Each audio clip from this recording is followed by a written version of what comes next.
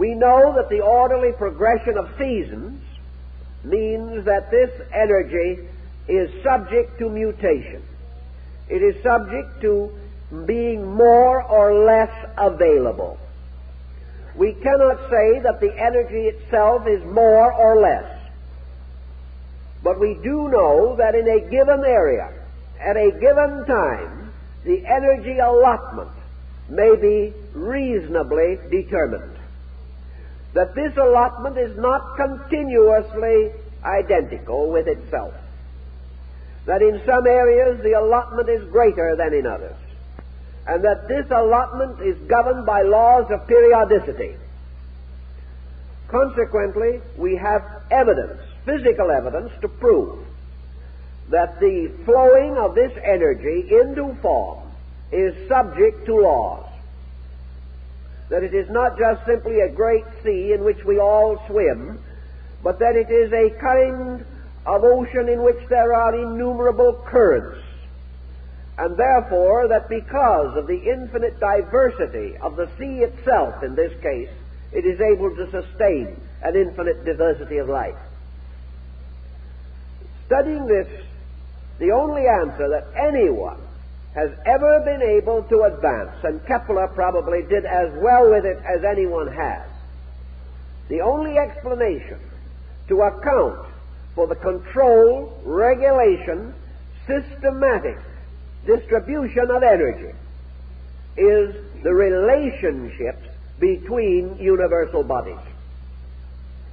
That just as surely as the comparatively insignificant inclination of the Earth's axis results in the vast phenomenon of seasons, that actually energy is specialized by relationship, and that it is not that the individual is nearer to it or further from it, but assumes various aspects in relation to it that constitutes these modifications.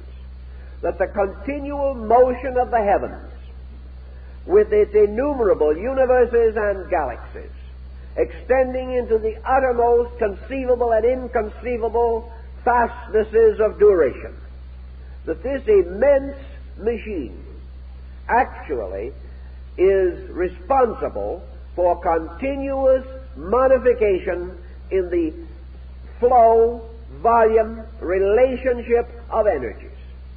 Some of these energies, moving from remote areas, are of such long duration that they are like Plato's Platonic year, which lasts over 25,000 human years. Others of these relationships are so immediate that they are changing every few seconds. There are tremendous interrelationships of long and short time cycles, some extending into such infinities that we can scarcely calculate them. But every one of these cycles is supporting some organized movement in creation. And when these cycles end, these movements end. When these cycles are exhilarated or reach critical areas, critical situations arise, not only affecting man, but affecting the whole solar system and the universe. Thus we live within this tremendous field of energy which is being continuously modified. This modification undoubtedly is responsible for the gradual changes in human psychology. It makes available or less available mental energy, emotional energy. It results in world fatigues and the dying out of races and species. It also results in immediate and momentary fatigues, tensions, stresses, and the various problems with which we are familiar. If, therefore, we are seeking a formula, perhaps one of the simplest understanding formulas that we can have is that man, as a moral, mental, and emotional creature, is constantly interpreting the available conditioned energy upon which he exists. If this energy supply is lessened before it reaches him, we have one kind of phenomenon. If man, through his own development, structural or psychological, becomes resistant or inconsistent with energy which has reached him, therefore does not permit it to move through him in its proper causes and channels, we have another kind of modification. So man is suspended between a moving universe, and all motion results in qualitative modification. Everything that moves changes. And because the universe is infinite motion, infinitely extended, so every moment of the universe is different. Man living within this constant difference experiences one of the first dilemmas, namely that he cannot understand such motion. Therefore, through his ignorance and failure to respond, he does not keep pace with the motion of energy. As the interval between his own motion and that of energy increases, he comes into conflict with the very life principles upon which he depends for existence. Such conflict may well lie beneath the entire problem of human adjustment, physical and metaphysical. Assuming, then, the possibility and the reasonable probability that man is an interpreter of universal energy, that he is a kind of small universe in which all these parts of the greater world have their miniature reflections and models, we then come to the conception that man's existence lies largely upon the foundation of his available energy. Energy is the source of function, and function for man is the reason for existence. Unless he is able to function in these patterns, he has lost the significance of these patterns to himself. If then we must seek for a basic explanation, let us remember that the very primary element of ancient astrological thinking had to do with energy allotments. We divide people today into two basic types: those who are truly active and those who are tired. And today the majority of human beings is tired. This tremendous sense of fatigue which we all commonly experience and which makes life increasingly difficult for us. The ancients recognized this and declared that it was due to certain negative cycles or cycles of negativity moving in the great tidal system of space, that as the tides of the sea ebb and flow, so the tides of energy in man ebb and flow. Now, ebbing and flowing psychologically is a very important thing, inasmuch as we have to recognize that energy is never actually absent. It is merely not available in its accustomed form and demands a new or different kind of adjustment. This adjustment we have in psychological thinking in two types of persons, called the extrovert and the introvert. The extrovert is the individual who seemingly possesses more abundant immediate energies. The introvert is the individual in whose life these objective energies are not as obvious or abundant. Nature is only telling us, however, that in the character of man, as in the universe or in the growth of the oak tree, there are alternations of objectivity and subjectivity required in nature. In an effort to standardize living, we have totally ignored this. We have assumed that every individual at all times must be upon an equal energy footing. It is possible that he is upon an equal footing, but he is not able to exhibit or manifest identical, equal energy at all times. We know that sleep is intended to help us to catch up on some of our energy problems, but it does not go as far as our providing needs at the moment. Sleep may take care of part of our physical and psychological life, but there is something else that has to be considered, namely that nature has set this grand pattern that is caused to operate by an innumerable galaxy of suns, and that man, regardless of his egoism, is still merely a tiny creature within this incredible machinery. Man's happy adjustment depends upon his gradual understanding of the kind of world he lives in and his willingness to live according to what he understands when he does learn. This combination is essential to his life. Introversion and extroversion are natural motions. They are the result of the fact that nature recognizes that man has two needs. He has need for an external life, and he has need for an internal life. Experience shows that unbalance, the overdevelopment of his external life, has impoverished his internal life by his failure to enrich it with the conscious contributions of his own mental and emotional energies. As a result of his own failure, man therefore has come to the point where extroversion or self-expression outwardly becomes comparatively easy for him, and he is inclined to overdo it. Whereas introversion, or the return of the individual inward, the turning of his tides towards his internal life, has resulted in him coming face to face with a situation so deplorable that under general conditions, introversion has become practically synonymous with neurosis. Thus, instead of living a balanced life of internal and external polarizations, the individual is so depleted, impoverished, or neglected inwardly that he is like too many persons in our nation who drive a fine car and give all the sense of prosperity, but whose homes are neglected and chaotic.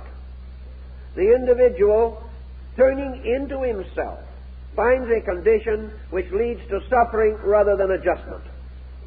This is nature pointing out a defect, for man should be able to move inwardly and outwardly without tension or stress, finding an excellent, important, and useful life in both of these polarizations.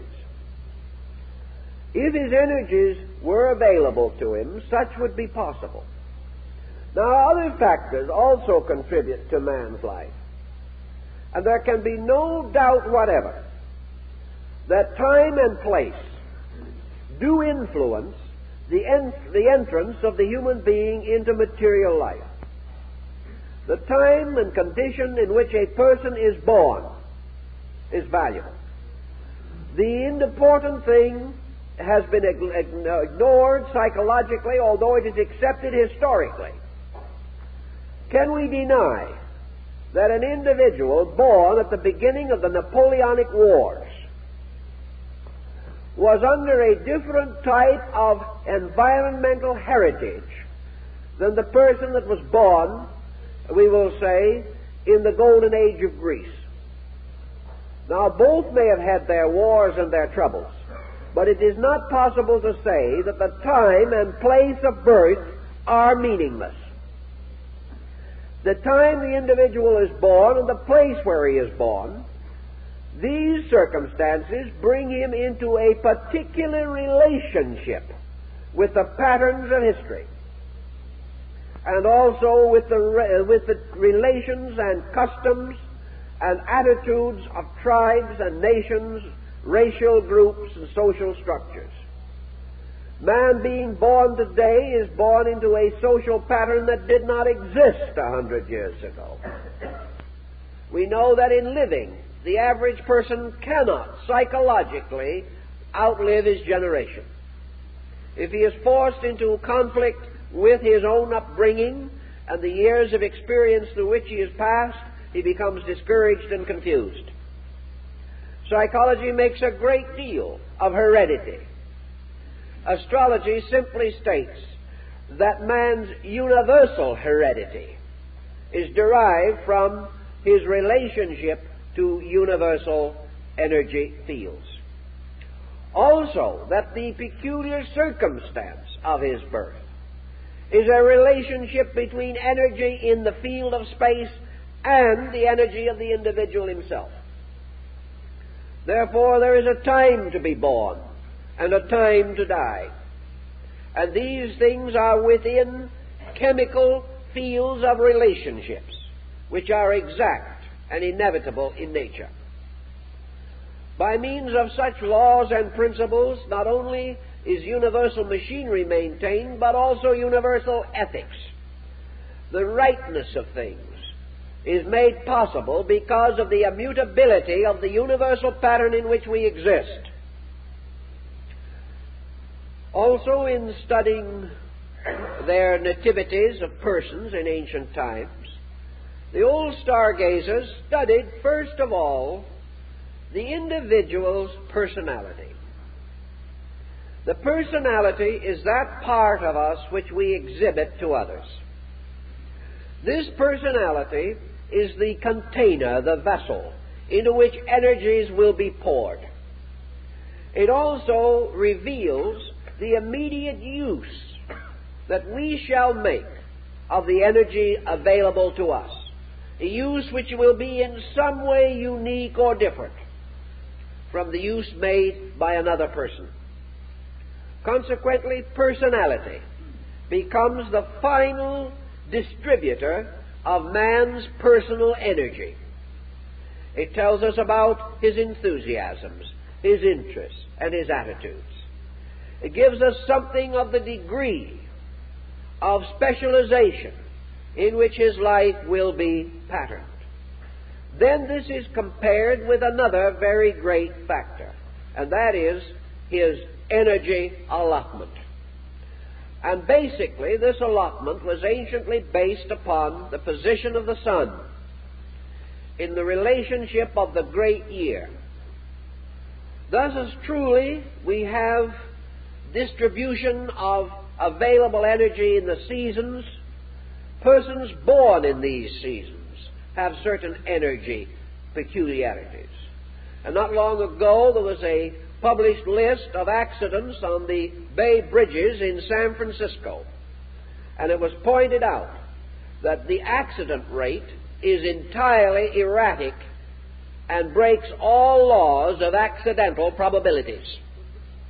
Instead of these accidents occurring according to a patternless sequence, these accidents are highly patterned. And by the study of them, it becomes immediately obvious that the accident is not an accident, that it is based upon certain energy problems, that the individual at the wheel is much more likely to go to sleep and have an accident, or is much more likely to have slow reflexes and have an accident. All these things are determined apparently by energy allotments. Thus, the sun to the ancient was the symbol of man's energy allotment, its relationship to him, its effect upon him, and the bridge between the sun in the heaven and the source of life light in man. This bridge was always regarded as the nativity, the symbol, the horoscope, the sign by means of which certain actual calculations of the availability of energy resources could be made.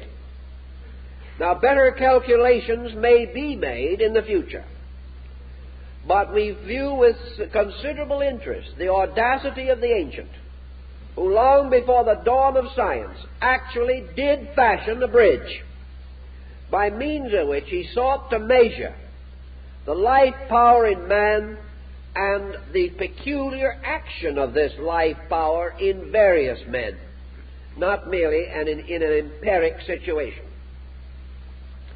From energy allotment, then, we come to the conclusion that two kinds of persons do exist.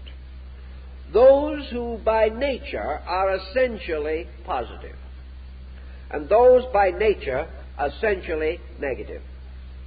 Now, by negative and positive, we do not mean good and bad, nor do we mean strong and weak, nor do we mean helpful and helpless. These are not the applications, because, as the Chinese and East Indians pointed out long ago, the greatest mystery of all is the mystery of negative energy, not positive energy. Now, up to the present moment, we have considered negative energy merely that part of energy which we do not understand. Negative energy may also be that part to which we do not immediately respond.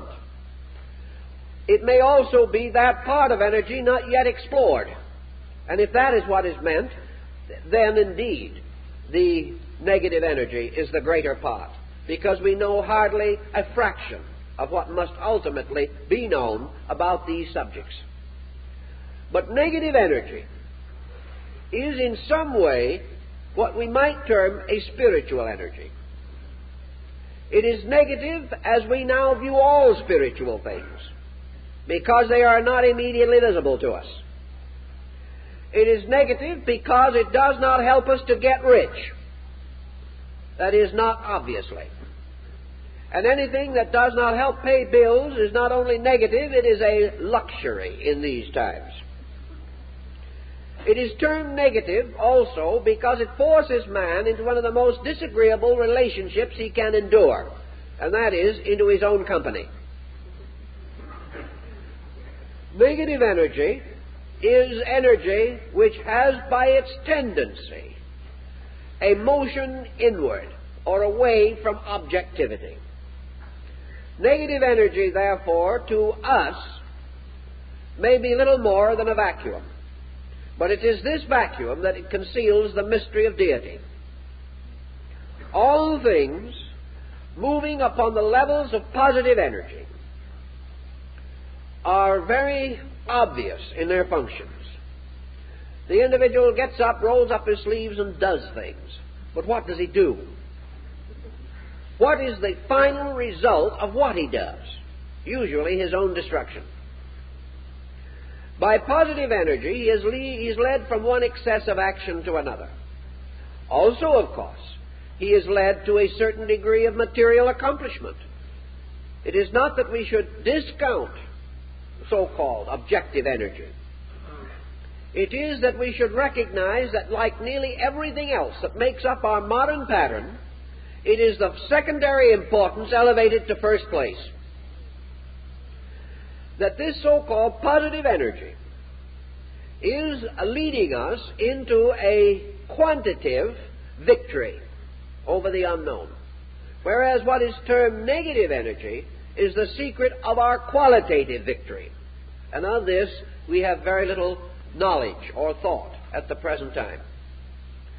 Nearly all solutions to all problems arise from the individual who is able to become adjusted receptively to truth. Receptive adjustment, therefore, makes use of a kind of energy which is different from that which is used in material objective adjustment. Actually, receptivity appears to use less energy. Actually, it uses more of a very refined kind of energy, because receptivity is not negativity as we know it. What we call negative energy is simply an energy with a purpose which does not lie within the field of our ordinary experience. Yet upon this energy we must build, and we live because of it. Because our internal life is sustained by this energy in the same way that our external life is sustained by material energy. Therefore, out of the study of the effects of the universe upon man, we must ultimately come to the recognition that man has an internal life which we may term a psychological life, and that this is subjected to laws other than the laws of matter. Our attitude today is that all influence that models or molds the internal life of man comes from the outside, and is made aware, and we are made aware of it, or it is visible to us because of the light of the sun shining upon it. Paracelsus declared emphatically that the interior life of man is also subject to energies and laws which are not obvious materially, and that the individual's inner life is subject to its own environment, the forces of it, and the energies sustaining it. If our outside life is in a quantitative environment, our inner life is in a qualitative environment. Consequently, our inner life has an existence of its own. And this existence also has a nativity, has an endurance in space, and is subject to a kind of energy pattern. What we call psychologically archetypes are more or less proofs of this. For archetypes are forms set up in a formless state. They are kinds of entities which are not materially available to us, yet they become the actual motivating symbolic energy powers by which conduct can be and is modified. Thus, in astrology, the ancients were firmly convinced that man possessed an internal being, and that this internal being was subject to laws that must be discovered, and that these laws are not just the laws of material existence, but are laws relating to the controlled direction of electrical and magnetic phenomena. That the spiritual life of man operates in a field of energy, just exactly as the material life of man operates in a field of phenomena. That we must understand this energy, and must most of all adjust to it. The inner life of man has a normal or an abnormal adjustment with its own energy fields. When the inner life of man is completely the result of the pressure from the lower outer life of man, then this inner life is imprisoned, locked within a situation for which it was not intended. There was never a time in nature when nature intended the lesser to govern the greater. There was never a time in the constitution of man when it was assumed that the outer life of man could satisfactorily regulate his inner life. In every instance, the inner life must regulate the outer. Authority must be vested in that which is superior. When, therefore, the outer life of man, affecting the internal life, makes it difficult or impossible for the psychic field to operate normally in manifestation in this world, we have a psychotic. We have a false situation whenever we try to force that which is less upon that which is intrinsically more. Also in this situation, we have the continual fact of the need for the psychic life of man to keep the laws of the psychic life of the universe. Man who breaks the material laws of nature is punished physically. When man's entity or selfhood comes out of adjustment with universal energy, he is punished inwardly or metaphysically. He is punished by a series of invisible ailments that are as dangerous to him as physical ailments are to the body. Paracelsus pointed out that every ailment known to the body has its equivalent in the psychic field of man, and that it is just as easy for the individual to be sick psychically as it is physically. But he did not affirm, and neither did the other ancients, that all psychic sickness arises from the personality. he assumed that psychic sickness arises from psychic disobedience, in the same way that physical sickness results from physical disobedience. And psychic disobedience is inharmony between the energy field of man and the great universal field which must nourish it. Inharmony of this kind may and does arise from several possible causes. The most common cause would be paralleling that of physical ailments, namely, that the individual's psychic field is unable to form a natural, proper adjustment with its own source of nutrition. That wherever this occurs, you have psychic stress. And wherever this occurs, you have something else that causes it. And the thing that causes it would be the equivalent of egoism or egotism.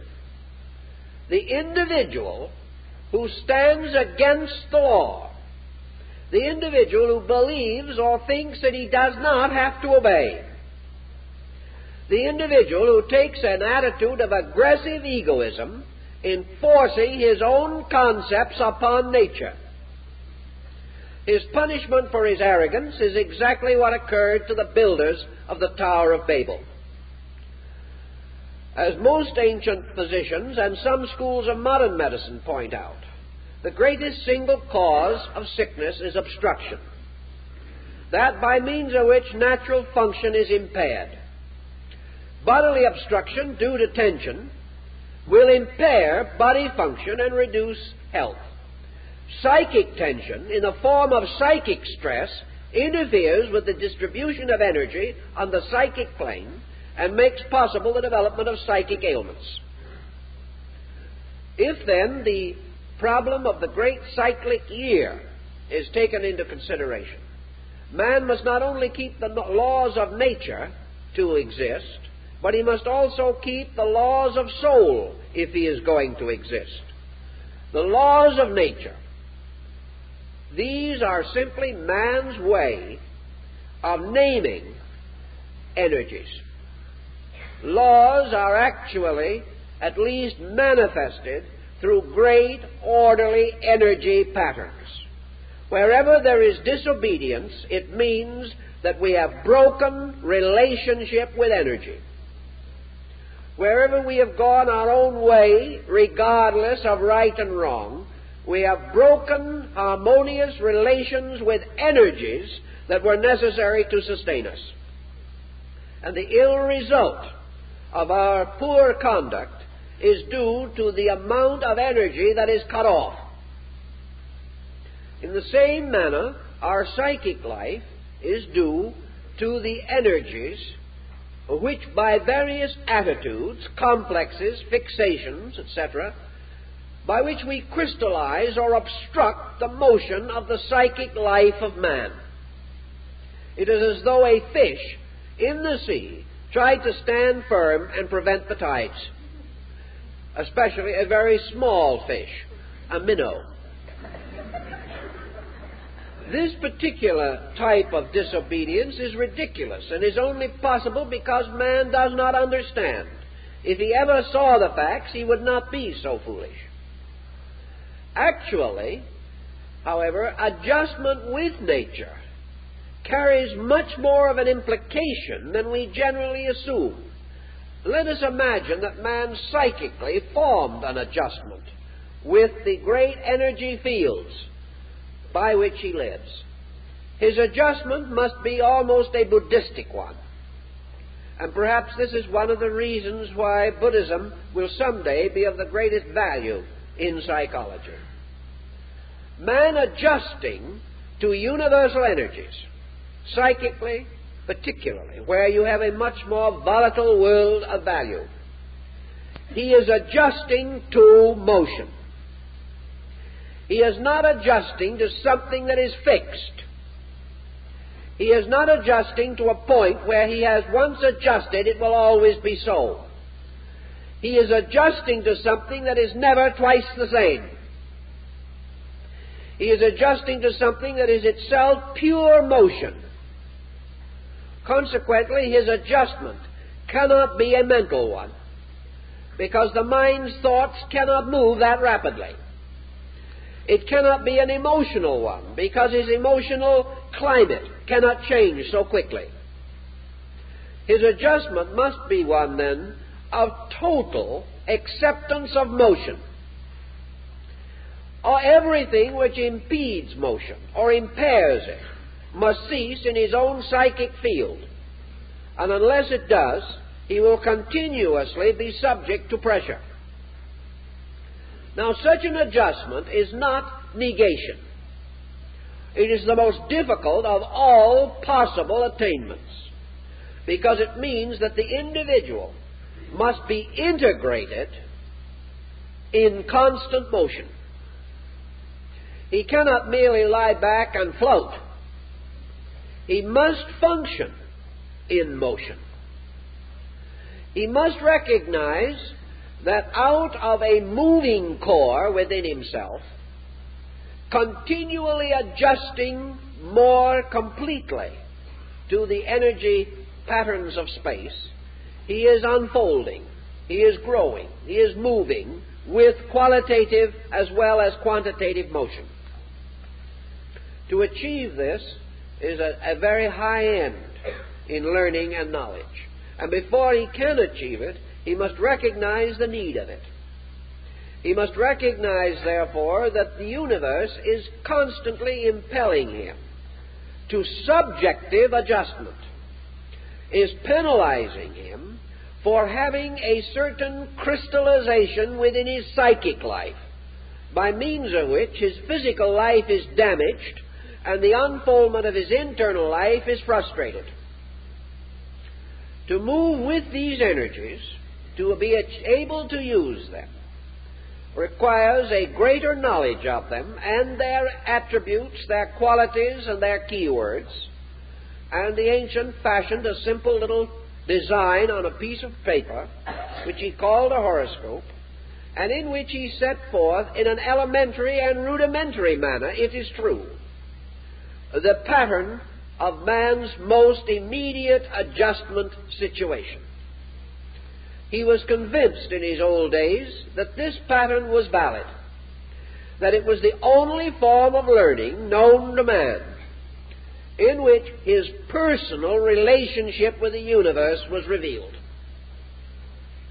that it was no longer a grand relationship, but an intimate one, in which the universe moving into man and through man, and man moving into the universe and through the universe, that these twofold procedures could be analyzed, classified, studied, and with sufficient pains and effort, the entire subject could be broken open and made available to the individual.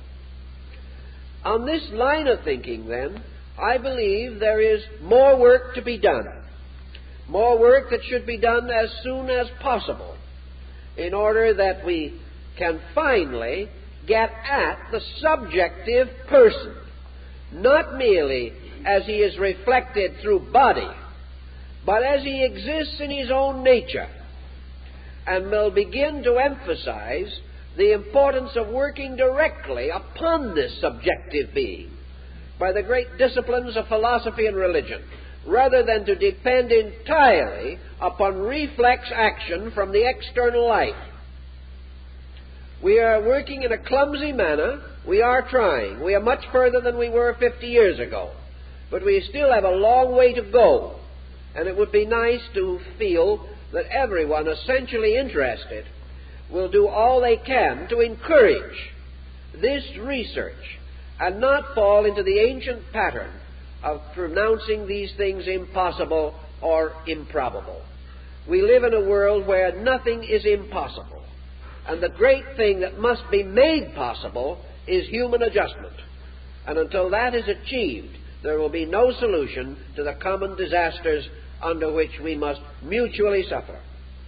It is our own final adjustment with this great clock of space, with its countless intermingling values, that gives us our hope of ultimate security and peace. Time's up.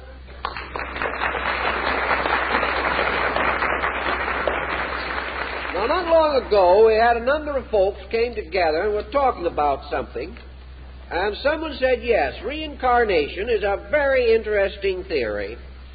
Karma is fascinating. But what would it do to our Western way of life? Supposing everyone started believing it here, living according to it, would it mean that we would have economic failures? Would it mean bankruptcy? Would the bottom drop out of the stock exchange? What would happen to our religions, our philosophies, and our sciences? If we lived and believed according to this doctrine, would we go forward 1,000 years or backward 1,000 years? It's an interesting theory and problem, so we're going to discuss it next week. We hope you'll all be here to share in this occasion. We have a little pamphlet called Planetary Influences and the Human Soul, which may be of interest in connection with the subject of this morning. We also have a book dealing with the primitive concepts of the principles underlying the study of astrology from a philosophic rather than a genelithaical level. The subject is a philosophy of astrology. Don't forget our newest book, Collected Writings, which might make a nice Christmas present if you know friends who like our books and do not have this one. Our Lady of Dreams book has been used by hundreds and thousands of people for Christmas gifts. So we call this one to your attention as something that might help you where something a little better than a card is required. Our used book table has a number of gems on it, which we think you will enjoy browsing through, and we certainly thank you for being with us this week and hope to see you next week.